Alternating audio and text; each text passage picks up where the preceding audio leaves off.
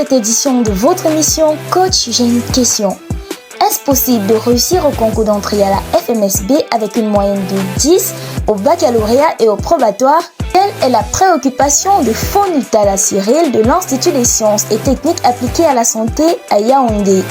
Le coach Valère Flamy le répond.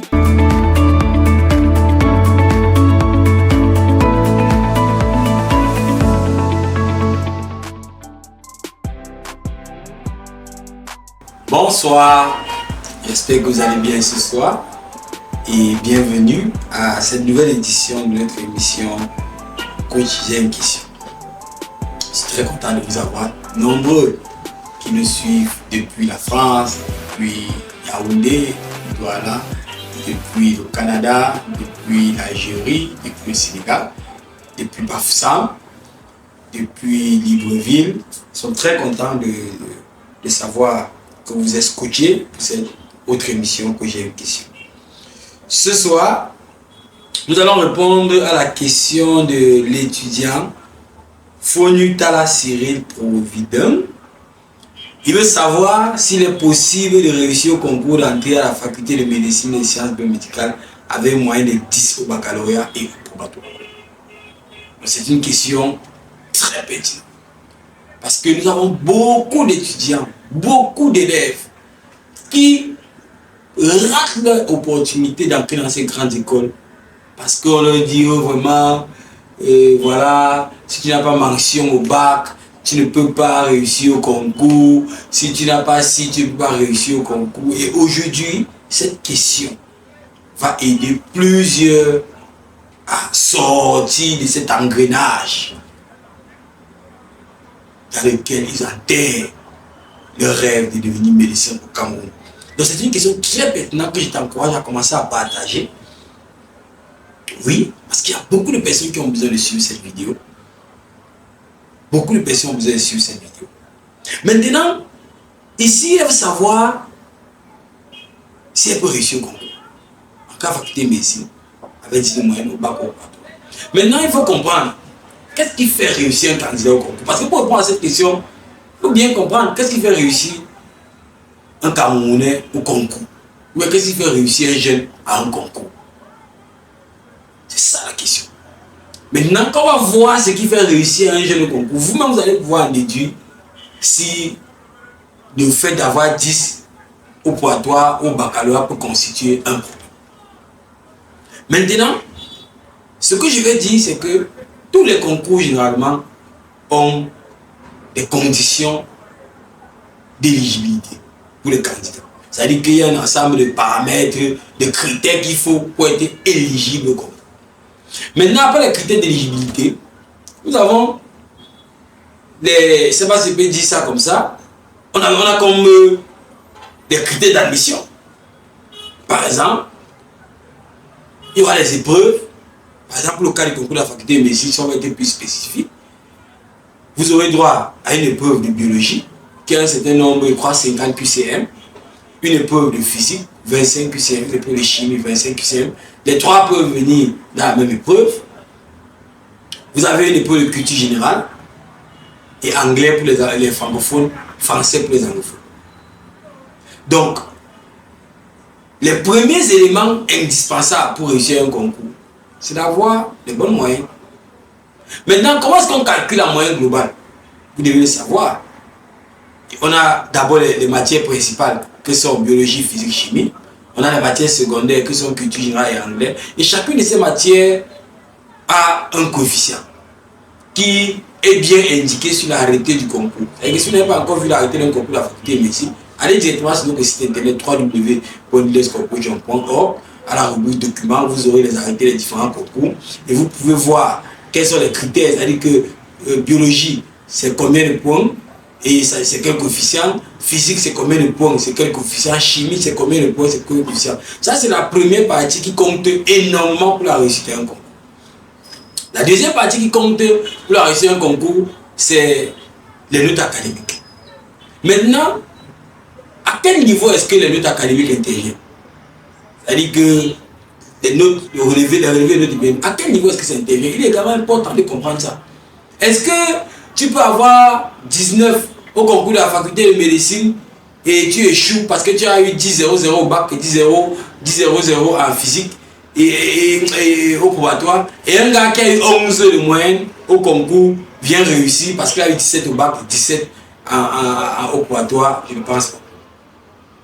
C'est-à-dire, cette notion-là, parce que dans certains concours, il y a également l'équilibre régional, c'est-à-dire qu'en plus des points sur les matières, il y a les points sur ton dossier et il y a aussi l'équilibre régional.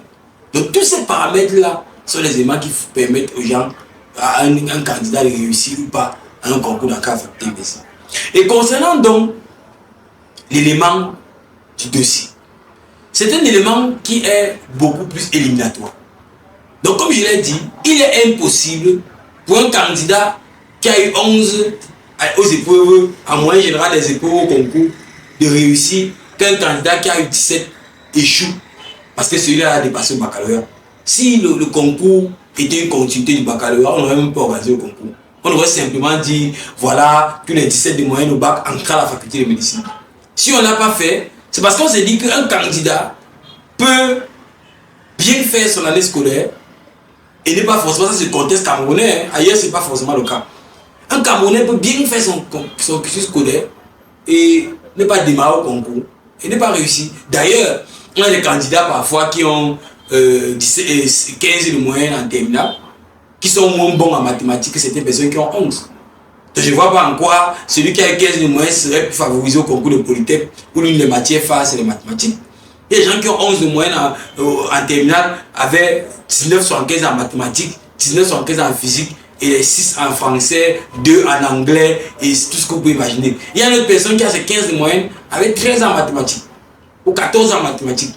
Donc vous voyez qu'au concours de Polytech, étant le concours de Polytech ne prenant pas en compte toutes les matières du lycée, ce n'est que ceux qui démarrent dans les matières qui sont prises en compte au concours qui vont réussir. Donc si tu es en terminale et que tu as eu ton probatoire avec 10 de moyenne, ton bac avec 10 de moyenne, on ne peut pas sur la base de ça déterminer si tu es disqualifié au concours de la faculté de médecine, pas même dans le cadre de l'étude du dossier. Parce que si tu as eu 10 de moyenne au bac avec 18 en biologie, 14 en chimie, 17 en physique, avec les 4, 5 et tout, tu peux être défavorisé au concours de la faculté de médecine où les matières qui les intéressent, c'est biologie, physique, chimie. Ça c'est la première chose, ça c'est le cadre du dossier. Maintenant le cadre même du concours. Quand on dit souvent qu'il faut démarrer au lycée et tout, ce n'est pas parce que le démarrage et la grande moyenne va te faire entrer à la faculté de médecine. C'est que ça te donne une certaine avance. Si tu démarres au lycée et que tu as une bonne moyenne, il y a donc de fortes chances que tu démarres au concours de la faculté de médecine. Par exemple, si tu es un gars qui est très bon en physique, qui a passé toute la terminale à avoir 20 en physique, il suffit que tu sois bien encadré. Parce que beaucoup de gens ont les 20 et ça saute pas pendant les concours. Parce que le concours, ce n'est pas la continuité du bac. On se comprend un peu. C'est pour ça que l'une des clés fondamentales pour la réussite du concours, c'est la préparation. C'est la préparation au concours. Maintenant, celui qui vient à la préparation au concours avec un niveau passable, et celui qui n'a pas les mêmes chances de réussir que celui qui vient à la préparation au concours avec un niveau très bon. Maintenant, si un gars arrive au préparation au concours avec 10 de moyenne, et l'autre arrive au préparation au concours avec 17 de moyenne, et pendant la préparation au concours, celui de 17 de moyenne s'amuse, pendant que celui de 10 de moyenne est en train de travailler dessus, celui de 10 de moyenne va passer, celui de 17 de moyenne va échouer. On a des cas comme ça dans plusieurs concours au Cameroun. Je me rappelle en 2016, la majeure des filles, je crois en 2016, la majeure des filles au concours de la faculté de médecine et des sciences biomédicales de Yaoundé avait une mention passable au baccalauréat. Nous avons eu des années au concours de Polytech, on a eu des vices majeurs qui ont une mention passable au baccalauréat. Donc, on a eu des cas comme ça. Parce que la préparation au concours est l'un des facteurs capitaux pour la réussite au concours dans une grande école. Donc, si tu es déterminé par la préparation au concours, tu as la possibilité de relever ton niveau et avoir un niveau plus excellent que certaines personnes qui ont eu des grandes moyennes au bac et qui ont échoué. D'ailleurs, en 2016, la demoiselle qui sort vice-major, 4e concours de la faculté de médecine, elle était majeure des filles. Au concours de la faculté de médecine, elle a une mention passable. Le majeur de sa de classe qui avait 17 de moyenne de bac a échoué le concours. Il a échoué le concours. Il ne faut pas citer l'établissement. Il a échoué le concours. Donc, aujourd'hui, bon, il a eu une bourse, il est parti. Mais il a échoué le concours. Donc, c'est pour vous dire que la moyenne au baccalauréat n'a pas pour but de vous garantir la réussite du concours. C'est juste un témoin que que vous avez un bon niveau. Maintenant, ce bon niveau-là doit être concrétisé par la préparation au concours et pendant le concours.